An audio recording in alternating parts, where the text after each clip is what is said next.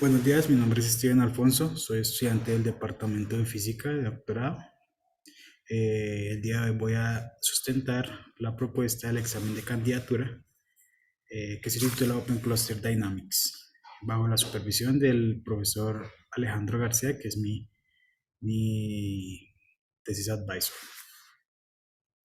Primero voy a dar un outline de lo que va a ser la presentación. Entonces, inicialmente se tiene una motivación de por qué se va a estudiar la dinámica de cúmulos abiertos, seguido un contexto científico y técnico sobre los datos que se van a usar y sobre qué es un cúmulo abierto, su evolución a través del tiempo. Luego los objetivos y la metodología que muestra los algoritmos y técnicas que se van a usar para hacer el estudio eh, de los cúmulos abiertos, de la dinámica de cúmulos abiertos, seguido de unos resultados preliminares y finalmente las conclusiones y el trabajo futuro junto con un cronograma tentativo de lo que se quiera hacer para estos 2 años que quedan de doctorado. Entonces, inicialmente la motivación es estudiar la dinámica de cúmulos abiertos, dado que hay un trabajo previo que ya se ha hecho en cúmulos abiertos, eh, usando técnicas clásicas para encontrar los miembros del cúmulo. Entonces, esta vez queremos ampliar un poco más el estudio de los cúmulos abiertos y conocer su dinámica, cómo evolucionan a través del tiempo y los procesos que involucran esa evolución. Entonces aquí en la gráfica vemos las trayectorias de 500 estrellas. Este es un cúmulo abierto que se generó por medio de un framework que se llama AMUS para hacer simulaciones de evolución estelar, cosmología, gravitación y transferencia radiativa. Este cúmulo se hizo evolucionar por 30 millones de años. Está a una distancia de 50 parsecs del centro de la galaxia. Y en la parte superior vemos los paneles que muestran las trayectorias en XY, XZ y YZ. Y en la parte inferior vemos la trayectoria inicial y la trayectoria final. Entonces podemos de entrada ver que el cúmulo inicialmente está distribuido uniforme. Luego lo que sucede es que tiende a tener ciertas colas de marea debido al efecto de la rotación y de la evolución interna que tiene el cúmulo.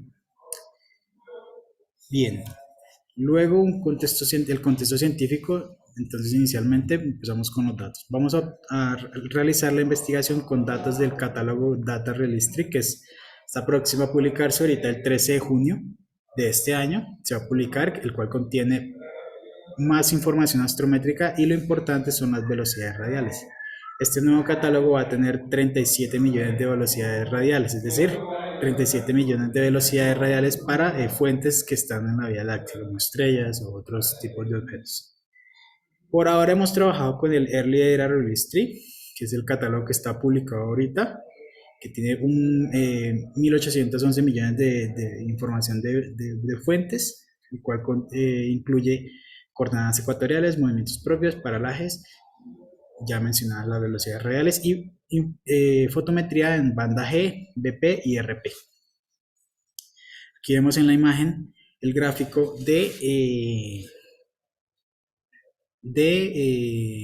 muestra el satélite con la vista a la Vía Láctea. Bien, entonces vamos a estudiar los cúmulos abiertos. Los cúmulos abiertos son conjuntos de estrellas que están gravitacionalmente interactuando y están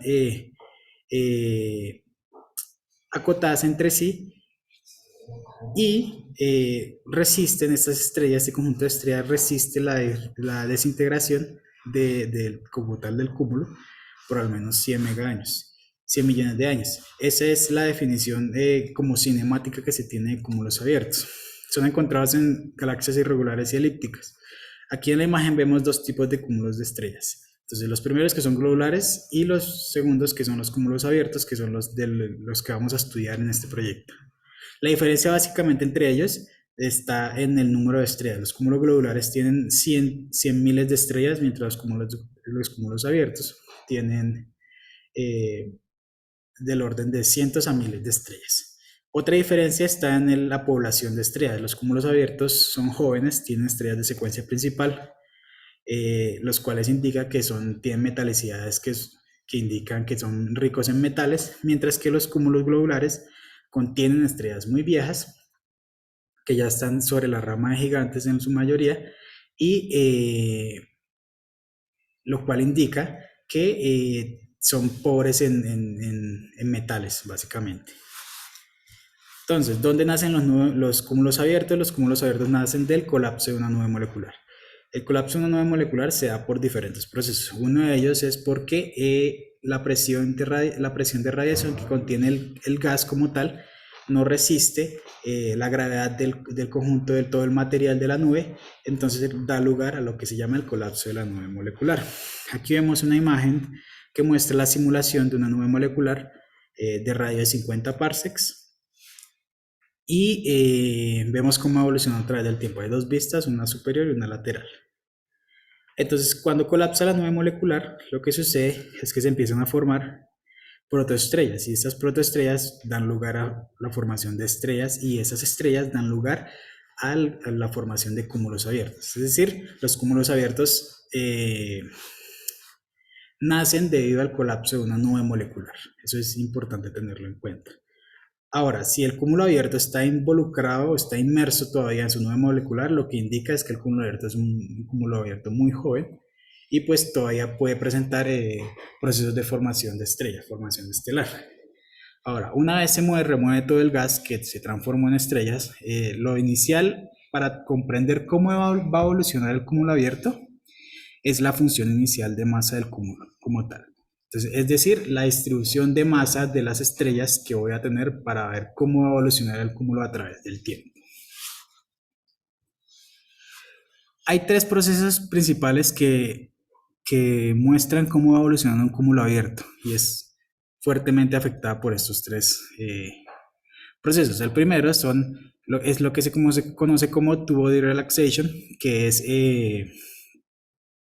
debido al efecto entre el encuentro de dos estrellas del cúmulo abierto, es decir, la interacción entre ellas mismas. Esto da lugar a lo que se conoce como mass segregation. El mass segregation es el efecto que se tiene en los cúmulos abiertos debido a que las estrellas masivas tienden a irse hacia el centro y las estrellas de baja masa o menos masivas tienden a irse hacia las afueras del cúmulo abierto. Otro efecto es la pérdida de masa por vientos estelares. Esto es debido a los cambios que tienen como tal las estrellas, pues las estrellas están quemando su material y esta quema de material pues da lugar a ciertas temperaturas que producen efectos de vientos estelares, los cuales pues hace que vaya teniendo pérdida de masa. Y también interacciones externas como con nubes moleculares o como con el potencial galáctico. Entonces aquí importante ver es que estos tres efectos dan lugar como tal a lo que se conocen como colas de marea o tidal tails. Aquí vemos una imagen recientemente, un paper publicado por Teresa Yerakova que muestra colas de marea de las Híades de alrededor de 800 parsecs. Entonces aquí en el centro vemos que este es el Sol y las flechas indican el centro galáctico y la velocidad a la cual se va moviendo el cúmulo abierto. Entonces, estas colas de marea es uno de los objetos que queremos estudiar en otros cúmulos abiertos de este proyecto. Entonces vemos cómo el cúmulo va evolucionando, se forman esas colas de marea y sobre todo hay una concentración de estrellas sobre el centro del cúmulo abierto. Entonces, el objetivo general del proyecto es implementar técnicas clásicas y de Machine Learning para identificar cúmulos abiertos usando el nuevo Gaia Data Release Tree y estudiar su distribución espacial, sus colas de marea, sus edades y metalicidades. Los objetivos específicos son identificar los cúmulos abiertos con el catálogo Gaia, calcular la metalicidad y la edad del cúmulo y compararlas con la literatura, y calcular o encontrar la distribución espacial y la extensión del cúmulo abierto. Básicamente esos son objetivos generales y los objetivos específicos que queremos hacer en este proyecto. Entonces, la metodología. El principal problema está en la segregación el problema de segregación de miembros en la dirección o en la línea de visión donde se encuentra un cúmulo abierto. Entonces aquí vemos el cúmulo Beehive, que es uno de los cúmulos que nosotros estamos estudiando. Entonces uno de los problemas es encontrar solo las estrellas que pertenecen a este cúmulo abierto. Entonces, cuando miramos cuando tenemos la línea de visión hacia un cúmulo abierto, no solo tenemos población del cúmulo abierto como tal, sino también tenemos estrellas que pertenecen al campo estelar. Entonces, el principal problema está en separar estas dos poblaciones, estrellas del campo y estrellas del cúmulo abierto. Ese es uno de los problemas que tenemos cuando hacemos pertenencia a estrellas en cúmulos abiertos. Entonces, uno de los modelos que usamos para hacer este análisis de pertenencia a estrellas es, o para encontrar las estrellas de los cúmulos abiertos, es, tenemos dos distribuciones de cúmulos de poblaciones, es decir, campo estelar y cúmulo abierto. Entonces, sabemos que las estrellas del cúmulo abierto tienen unos movimientos propios similares, por lo cual podemos identificar que ya se separan del centro, ya se separan del promedio de los movimientos propios del campo estelar. Entonces, una de las formas es modelar estas dos distribuciones usando dos distribuciones, una para el campo estelar y otra para el cúmulo abierto, teniendo en cuenta sus movimientos propios. Entonces, usando estas dos distribuciones de densidad de probabilidad, podemos juntarlas para obtener la distribución conjunta de la probabilidad de densidad. Entonces, esto me dice a mí, básicamente, como cuál es la probabilidad de pertenecer al cúmulo abierto y cuál es la probabilidad de pertenecer al campo estelar. Para eso usamos el teorema de Bayes y encontramos la probabilidad de pertenecer al cúmulo abierto dado los movimientos propios. Entonces, de entrada tenemos acá unos parámetros que es NC y NF, el cual son la fracción de número de estrellas en el campo estelar y en el cúmulo abierto. De entrada nosotros decimos que estos valores son 0.5 tanto para el campo como para el cúmulo abierto. Con esta ecuación podemos encontrar las probabilidades de todas las estrellas que pertenezcan al cúmulo, que tengo en la dirección de la línea de visión del cúmulo abierto, dado sus movimientos propios. Es decir, este modelo solo usa movimientos propios, es decir, un sistema XY en el cual se le ajusta dos distribuciones de densidad de probabilidad. El modelo depende de 9 parámetros. Aquí vemos el vector de parámetros θ, el cual tiene centroides en el campo, en el cúmulo abierto, las desviaciones estándar en la dirección X y Y, el parámetro NF, que solo lo incluimos en NF, no con el NC, porque pues hay una relación entre NF y NC, y el coeficiente de correlación. Entonces, para encontrar estos parámetros, lo que hicimos fue usar la estimación Maximum Likelihood Estimation, que lo que hace es maximizar el likelihood respecto a cada parámetro. Entonces son 9 parámetros, obtienen 9 ecuaciones que se pueden resolver usando el algoritmo de Levenberg-Marquardt. El segundo método es usar DBSCAN, que es una técnica no supervisada de Machine Learning, el cual usa en este caso un espacio de 5 dimensiones, coordenadas ecuatoriales, movimientos propios y paralaje. Aquí vemos en las imágenes los resultados para 3 cúmulos abiertos, Pleiades, Beehive y Blanco 1, los cúmulos que se encontró usando el DBSCAN. Entonces vemos que hay unas aglomeraciones acá que representan el cúmulo abierto como tal. Sin embargo, pues cuando se corre el algoritmo, encuentra otros cúmulos de datos que están pues estadísticamente juntos, pero pues que como tal no son cúmulos abiertos.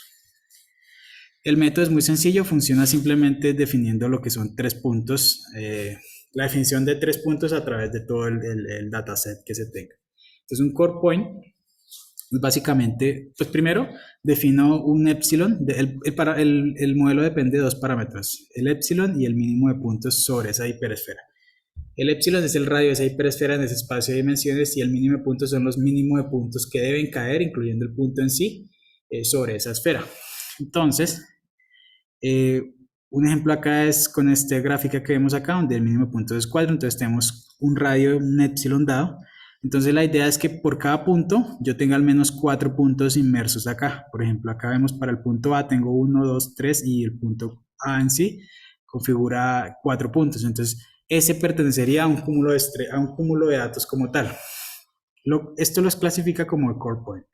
Luego tenemos los border point, que son datos que no cumplen la condición de mínimo de puntos, pero que contienen al menos un punto que es un core point. Entonces, a esos datos A esos puntos los llamamos border point. Y luego un outlier que no cumple ninguna condición, básicamente. Un modelo muy sencillo y es muy eficiente a la hora de encontrar cúmulos de datos en grandes datasets, por ejemplo. Luego tenemos los perfiles de radiales de densidad, que lo que hacemos es contar el número de estrellas a partir de las coordenadas ascensión recta y declinación. Entonces lo que hacemos es generar radios concéntricos para poder ir contando las estrellas. Entonces contamos el número de estrellas por unidad de área en cada anillo concéntrico y pues así vamos armando el perfil radial de densidad. Es una técnica para estudiar la distribución espacial. Es una herramienta para investigar la distribución espacial del cúmulo abierto o de un cúmulo y su extensión. Entonces la densidad que usamos es simplemente el número de estrellas sobre el área de cada uno de los radios concéntricos, y a esos perfiles radiales de densidad se les puede ajustar varios modelos. Uno de ellos es el modelo de King y el modelo de Elson. Estos dos modelos lo que hacen es modelar la distribución que se tienen de estrellas dados teniendo en cuenta el perfil radial de densidad. Entonces el modelo de King depende pues de tres parámetros básicamente, que es ρ sub 0, que es la densidad central del cúmulo, RC, que es el radio core, y RT, que es el radio tidal. El modelo de Elson solo depende pues, de la densidad central, del radio core y un parámetro eta, que es como el que da la caída del perfil radial como tal. El radio core es básicamente la distancia a la cual la densidad es la mitad, la densidad de estrellas es R sub 0 medios, y el radio tidal es el cual la distancia a la cual la densidad tiende a ser cero, básicamente cuando ya estoy afuera del cúmulo abierto. Los resultados preliminares, entonces voy a hablar sobre la pertenencia usando el modelo de movimientos propios, luego el de DISCAN, los diagramas color magnitud que se obtuvieron con estos métodos, los perfiles radiales de densidad, el ajuste y la distribución espacial que se obtuvo con los resultados que ya tenemos de pertenencia de estrellas. Para el modelo de movimientos propios vemos acá los diagramas vectoriales de puntos. Entonces algo importante es ver que hay unos cortes como por los lados. Y estos cortes se ven sobre todo en el caso del cúmulo abierto Pleiades y el cúmulo abierto Blanco 1. Sobre todo en estos cortes se debe simplemente a la forma que tienen las distribuciones tanto del campo como del cúmulo abierto. Entonces en este caso están separados los centroides, lo que hace o lo que da lugar a que se hagan como ciertos cortes en miembros, básicamente. Mientras que en el caso del cúmulo Beehive vemos que hay un corte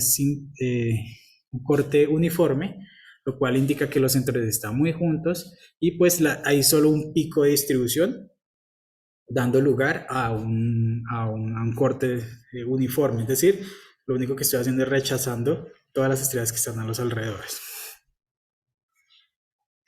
En la parte de abajo vemos los histogramas de probabilidad. Entonces, como vemos, para Pleiades y para Blanco 1, casi no hay estrellas del campo. Esto es porque nosotros ya de entrada habíamos hecho un zoom sobre la región donde se encuentra el cúmulo abierto en movimientos propios. Esto con el fin de ayudarle al modelo, porque el modelo tiene ciertas limitaciones. Mientras que en el caso del cúmulo abierto Beehive, pues vemos que sí hay una población de estrellas del campo y de estrellas del cúmulo abierto. Es decir, estrellas que tienen baja probabilidad de pertenecer al campo y alta probabilidad de pertenecer baja probabilidad de pertenecer al cúmulo y alta probabilidad de pertenecer al cúmulo abierto.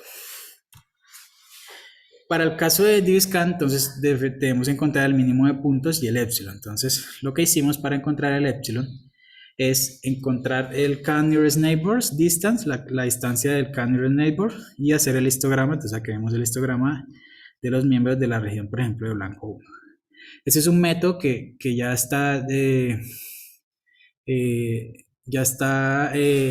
se ha realizado, y uno de los que lo plantea es Castroguinar. Entonces ellos hacen el K-nearest neighbor distance usando este método para encontrar el histograma de las distancias. Luego lo que se hace es modelar aleatoriamente, da un kernel gaussiano, los parámetros, es decir, datos para cada parámetro, porque tenemos 5 dimensiones: coordenadas ecuatoriales, movimientos propios y paralajes. Entonces hacemos un modelo y lo guardamos,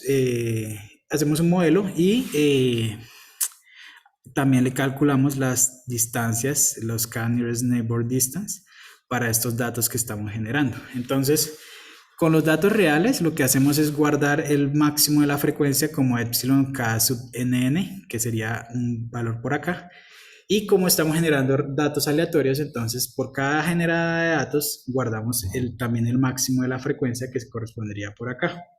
Lo guardamos como IRAN asterisco porque resulta que como estamos haciendo algo aleatorio, entonces pues por cada realización pues va a ir cambiando un poco ese parámetro.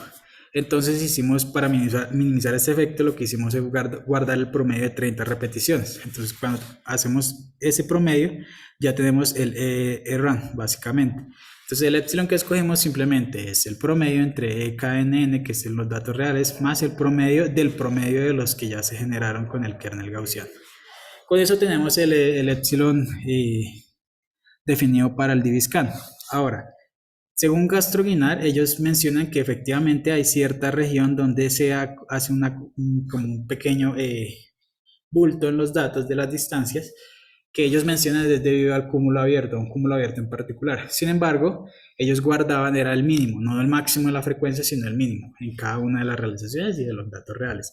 Nosotros lo hicimos, pero resultó que no funcionaba, no calculaba ningún cúmulo de datos, entonces en este caso, nos sirvió el valor de el máximo de la frecuencia, de acuerdo a como ya lo describí.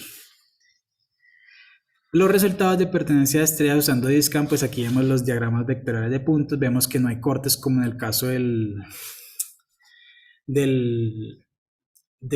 modelo de movimientos propios, entonces es más bien aleatorio la forma. Estos son datos ya solo de los miembros, clasificados por DISCAM.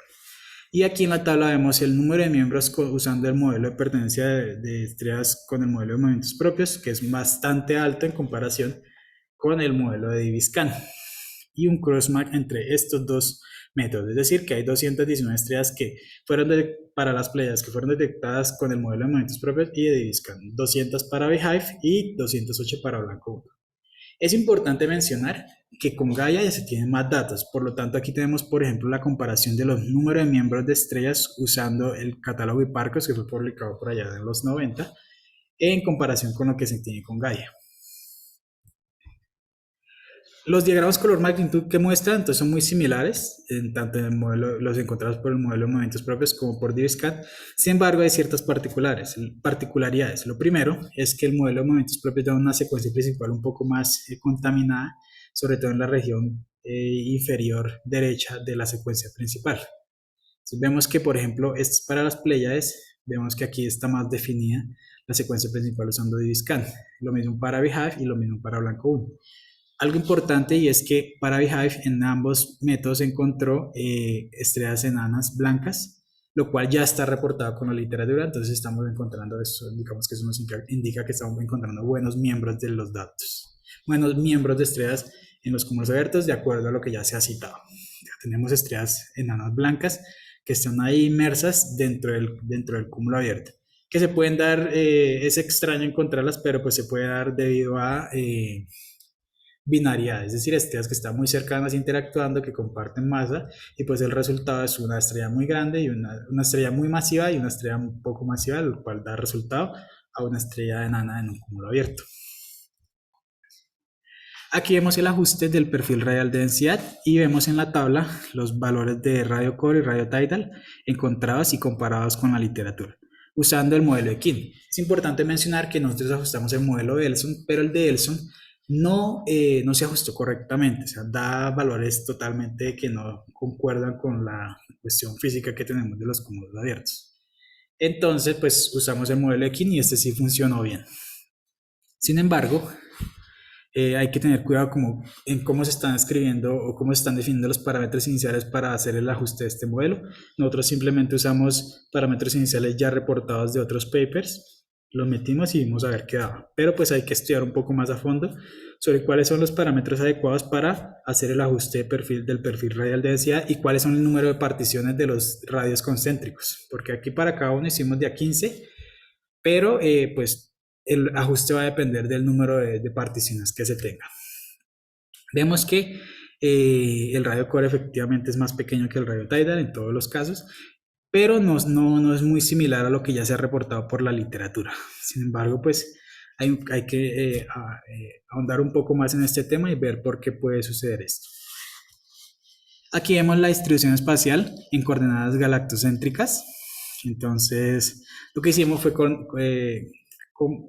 transformar las coordenadas ascensión recta, declinación como el paralaje en las coordenadas galácticas usando AstroPy. El círculo que vemos ahí básicamente es el radio tidal. Entonces, de acuerdo a la literatura, lo que se tiene es que las estrellas que están dentro del radio tidal están interactuando gravitacionalmente.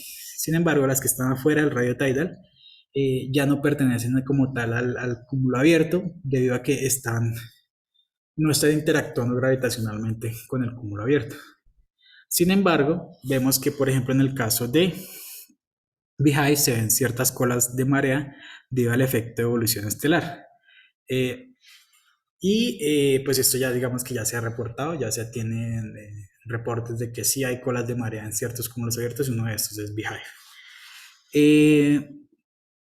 Las gráficas no están a escala porque simplemente se puso un equal axis para que el radio tidal se viera como un círculo y no como una elipse. Sin embargo, es importante mencionar que el radio tidal está acorde a lo que se está, digamos, a lo que se tiene.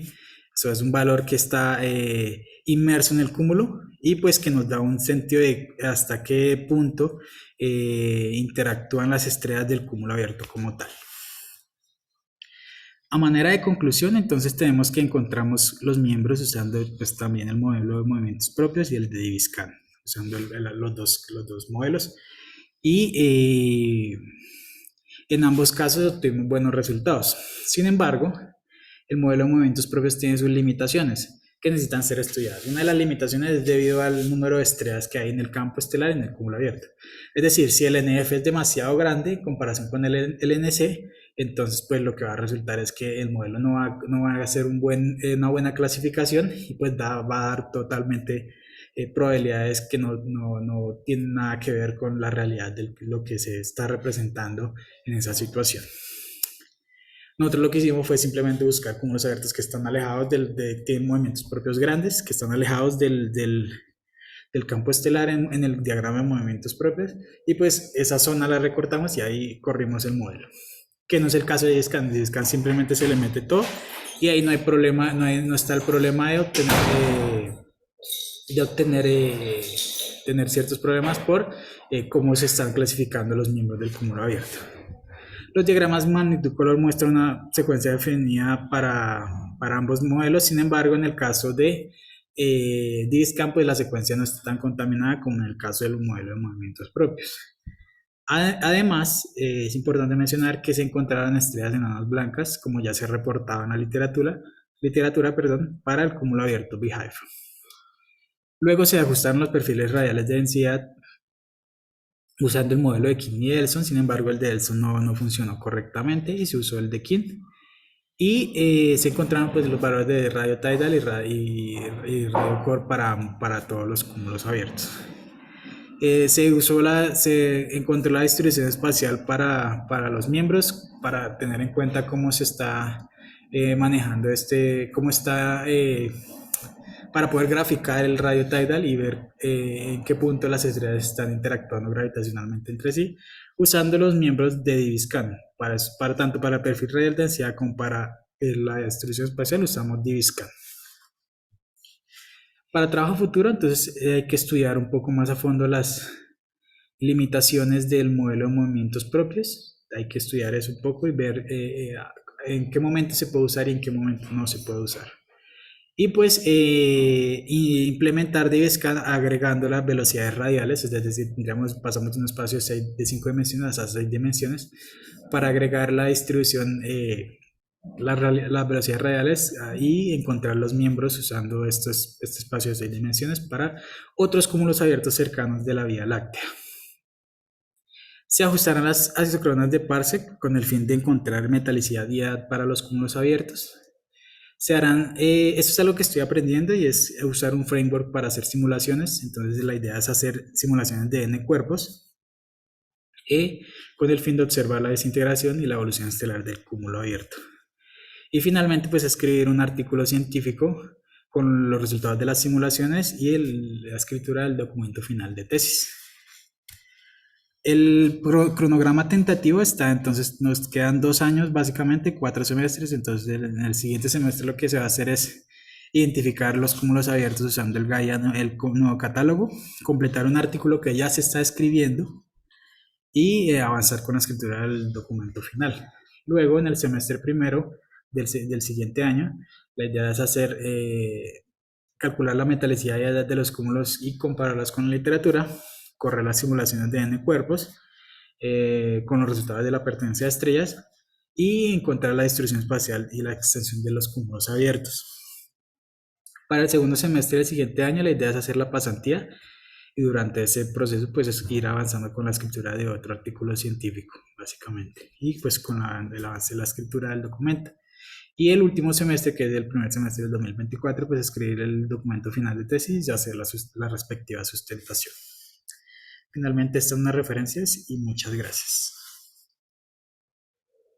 A manera de apéndice, entonces aquí tenemos la corrección de la distancia usando el método de Baylor-Jones, porque resulta que suponer que las distancias son simplemente 1 sobre paralaje, pues ahí tiene cierto error. Eso es cierto cuando el error es 0, pero pues por cada medida de paralaje tenemos un error asociado. Entonces hay que usar un método bayesiano. Lo que se hace es usar un likelihood gaussiano para la distribución de distancias del cúmulo abierto y un prior, que es la ecuación 13. Entonces, donde depende un parámetro L, que es un parámetro de normalización. Entonces, la distancia optada para la estimación de cada estrella es la moda de la distribución posterior, es decir, la distribución posterior es el producto de la likelihood con el prior, básicamente. Esto se hizo para verificar que las distancias estén corregidas en los datos que tenemos y pues sin embargo la corrección no es muy grande, o sea, se siguen teniendo casi que la misma estructura. Se ha reportado que en otros cúmulos abiertos si hay mayor estructura se hace un cambio considerable cuando se hace la corrección de distancia. Y luego las ecuaciones la ecuación de máxima verosimilitud que se obtienen al minimizar el likelihood para encontrar los parámetros del modelo de movimientos propios. Muchas gracias.